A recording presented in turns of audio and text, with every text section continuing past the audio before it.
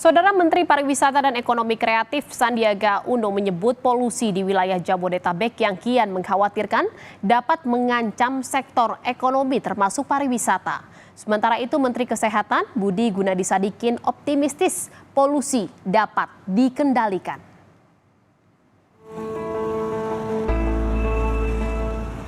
Isu polusi di Jabodetabek kian mengkhawatirkan. Di sejumlah ruas Jakarta terlihat kabut putih yang menghalangi jarak pandang gedung-gedung.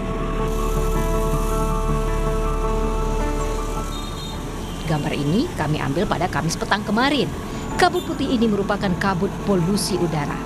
Menteri Pariwisata dan Ekonomi Kreatif Sandiaga Uno menyebut kondisi polusi di wilayah Jabodetabek yang kian mengkhawatirkan dinilai dapat mengancam sektor ekonomi termasuk pariwisata.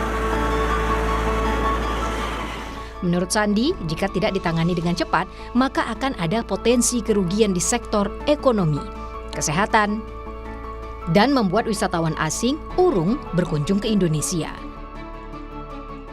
Tentunya menaruh prioritas utama terhadap isu polusi ini karena jika tidak ditangani dengan cepat, ini bukan hanya mengancam dari sisi kesehatan kita, tapi juga sisi ekonomi.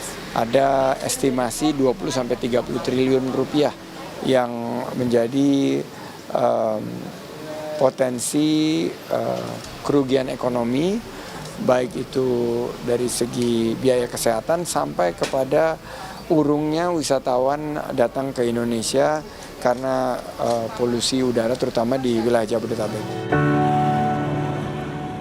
Sementara itu, Menteri Kesehatan Budi Gunadisadikin optimistis polusi udara di wilayah Jabodetabek dapat dikendalikan.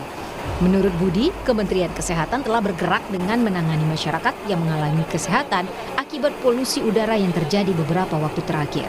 Budi juga mendorong agar sektor energi, transportasi, dan lingkungan hidup untuk mengurangi emisi yang menyebabkan polusi udara. Yang masih memberikan optimisme di kita adalah hal seperti ini, polusi udara, itu sudah terjadi di negara lain dan bisa dikendalikan. Kita di sisi kesehatan, kita tuh bergeraknya di sisi hilir ya, bukan di hulu. Kita menangani akibatnya, bukan menangani sebabnya. Jadi posisi saya adalah mengencourage agar sektor-sektor di hulu supaya bisa memperketat untuk emisi partikel-partikel ini sehingga kita yang di hilir itu tekanannya berkurang. Sebagai upaya mengurangi dampak polusi, berbagai pihak telah melakukan berbagai cara, mulai dari penyemprotan jalan, uji emisi, modifikasi cuaca, dan hujan buatan. Bahkan Pemprov DKI Jakarta menerapkan kebijakan work from home atau kerja di rumah bagi ASN untuk mengurangi polusi udara. Tim Liputan Kompas TV.